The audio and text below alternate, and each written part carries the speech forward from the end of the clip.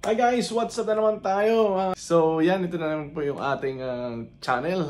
Tagal tayo hindi nakapag-upload and now I'm going to start again to upload this channel. And yung previous na channel ko na malaki na rin subscriber pero na-demonetize yung ating channel. Pero dito tayo mag-base ngayon yung mga ating mga uploaded na videos. Dito natin ilalagay ngayon sa bagong channel.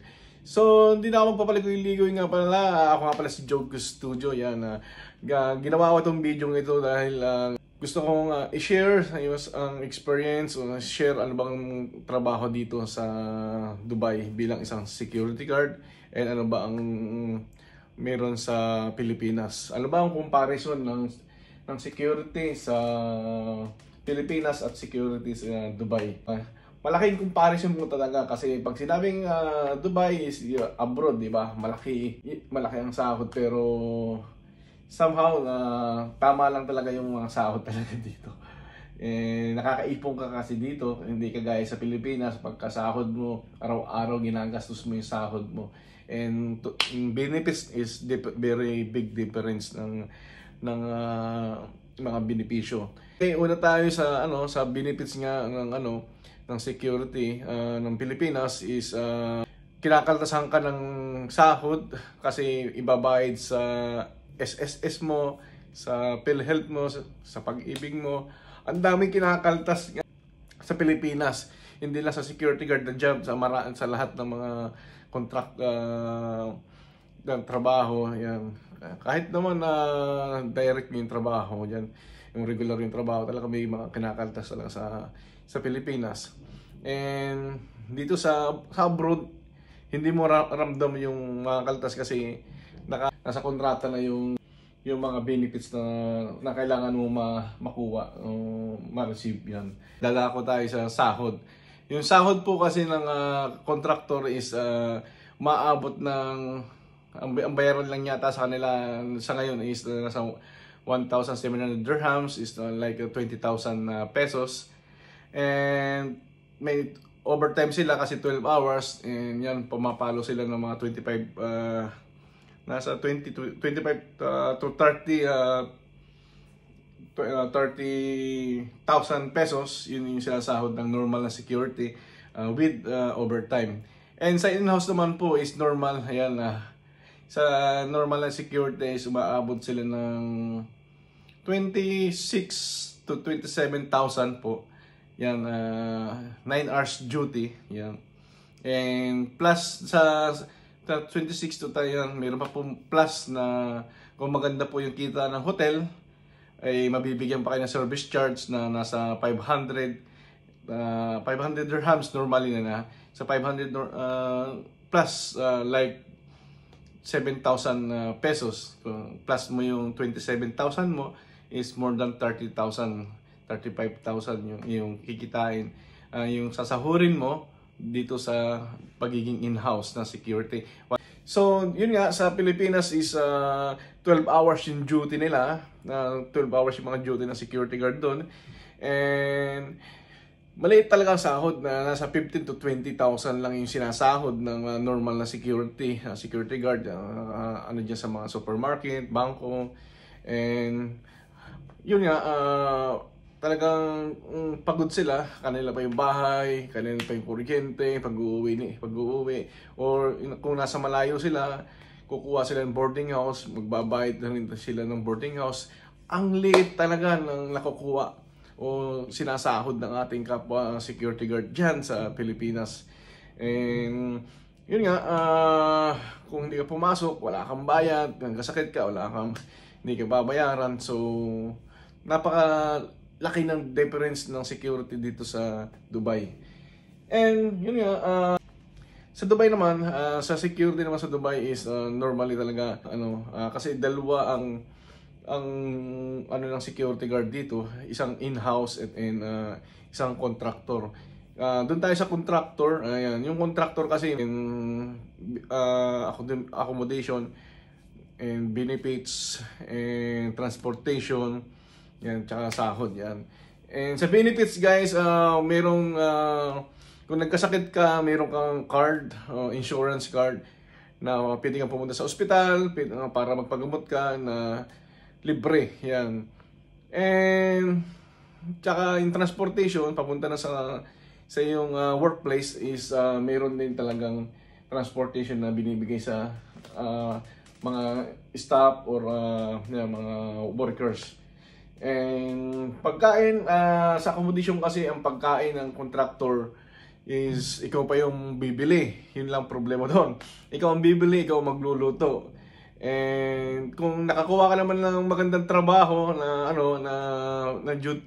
dutihan ng place is like hotel, libre ang pagkain sa hotel. And yun nga, doon isang beses o dalawang beses kang kakain sa hotel, and pag uwi mo ulit, magluluto ka na naman sa accommodation. Talagang napakahirap din ang isang contractor kasi 12 oras din ang trabaho ng isang contractor. And ang problema lang kasi pagdating din sa accommodation is marami kayo doon sa loob ng accommodation.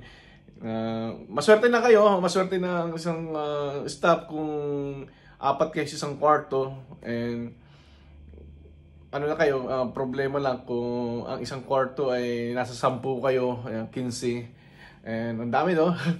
Yan, nandun na yung lahat ng problema. Kung 4 kayo or more than kayo sa kwarto, nandiyan yung may gulo, may away, hindi makatulog, mga aasar, may nagiinom, may nag-iingay, may nag-music. Talagang hindi maiiwasan yan sa isang OFW dito na kagaya ng mga trabaho dito ay contractor. And so yun nga, yun nga mga benefits ng contractor as a security dito. Mayroong transportation, sahod, and insurance, health insurance, and accommodation, and food. I think walang binibigay na o pera lang siguro, pero side na experience ko, wala akong na-receive na food allowance kasi dinadagdag na yung food allowance dun sa sahod. Kaya ang sahod nila hindi mo ramdam yung dagdag. So yung in-house naman, in-house means to be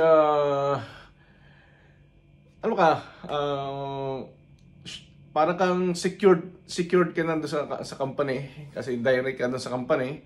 And ang ganda ng benefits pag nakakuha ka ng trabaho na company na mas maganda, kagaya na nakuha ko. Yan. Napakaganda yung benefits na binibigay. Sa accommodation is totally napakaganda. Solo ka sa room. Yan, sometimes dalawa lang kayo sa isang room. And yung room na tutulugan mo, ang beddings mo, kasi sa contractor, double deck yung tutulugan yun, dami nyo dun. Pero sa in-house na nagkatrabaho sa hotel is, para kang nasa kondo. Ayan, pakita ko sa iyo. Example lang naman, hindi sa pagyayabang, pero sample lang naman to. It's para sa, yan, may TV, may CR ka dyan, may bathroom, yan, may TV ka dito. And yan nga, tapos yung beddings mo. Yan, ito yung accommodation ko ngayon. Hindi ko naman pinagmamayabang, pero i-share ko lang yung meron na dito na trabaho dito sa security na meron kagaya nito, para kang nasa condo. Yan, nasa building ako, guys. Yan, sobrang mainit ngayon sa labas. And so kaya dito lang tayo chill lang pag-DO. Okay, ayan, accommodation nga, pinakita ko sa iyo yung kwarto ko. And meron tayong amenities, may basketball court, mayroong volleyball court, and libre yung food kasi mayroong cafeteria, sarili mong cafeteria ang company namin. And yung cafeteria is free.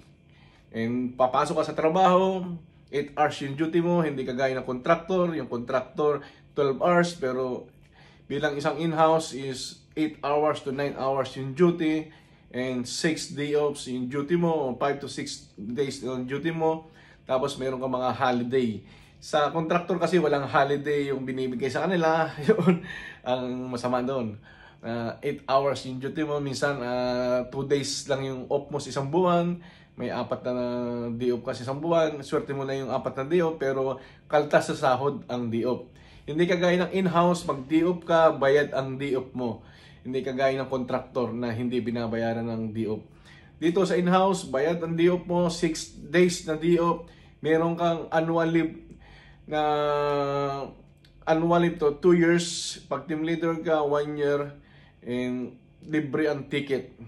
And yun nga, meron kang 15 days na holiday plus yung 1 month na ano mo, na bakasyon mo. Yun, pag umuwi ka ng Pilipinas, umuwi ka ng o saan ka man pumunta, yung pong araw na yon ay bayad. Hindi kagaya sa contractor, bibigyan ka lang ng 1 month salary, bahala ka na sa buhay mo magbakasyon. And bigyan ka na rin ng free ticket pag after 2 years. And yan nga, nasabi ko nga sa pagiging in-house is ay pag ikaw ay colleague, normal colleague, mayroon kang 2 years na free ticket, back and forth.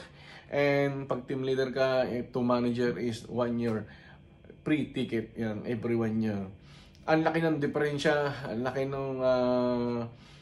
ng pagkakaiba kasi ng yan, kagaya ng accommodation, lahat ng mga benefits ng contractor sa in-house.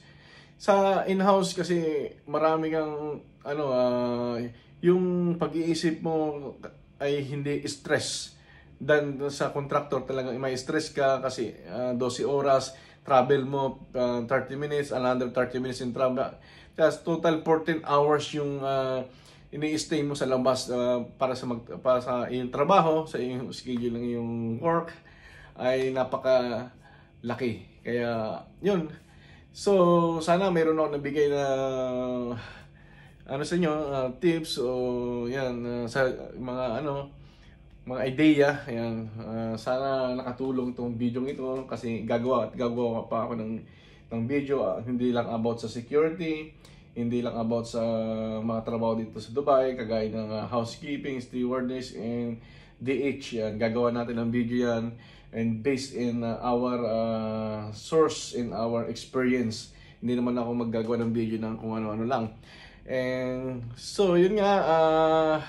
Itong video ito ay para sa inyong lahat.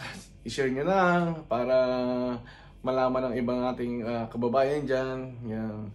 Ito nga pala muli si Joe Custodio. Kung hindi pa kayo subscribe sa aking YouTube channel, please subscribe now and share, and para makatulong din tayo, mabigyan din natin ideas yung gusto mag-apply dito sa abroad. Yan. Hanggang sa muli, guys!